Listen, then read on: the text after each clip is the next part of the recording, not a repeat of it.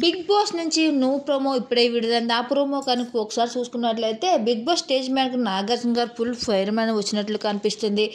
ఇక అమర్ గురించి మాట్లాడుతూ ఏంటి నువ్వు మనిషివా కుక్కవా అలాగా కరడం ఏంటి అమర్ అంటూ రెప్ అండ్ రైట్ ఇచ్చేసుకుంటూ వచ్చారు. ఇక అలాగే శివాజీ అన్న దగ్గరికి వచ్చి నువ్వు పెద్ద వయసులో పెద్దవాడివి, నోటికి ఏ మాట వస్తే ఆ మాట అనేటివి ఎంతవరకు కరెక్ట్ అని నీకు అనిపిస్తుంది అంటే అలా కదా అయ్యగారు అంటే ఇంకా మాట్లాడొద్దు అనేసి అంటారు. ఇంకా అలాగే ఎవరి దగ్గరికి వచ్చేసి ఏంటి ఎవర్ నువ్వు ఆడపిల్ల దగ్గర ఏం మాట్లాడాలి ఎలా బిహేవ్ చేయాలో ఆ మాత్రం కూడా తెలియదా, నోరు అదుపులో పెట్టుకొని మాట్లాడాలని తెలియదా అంటూ శోభ దగ్గర తన ఆడిన మాటల గురించి రెప్ అండ్ రైట్ ఇచ్చేశారు ఎవరికి.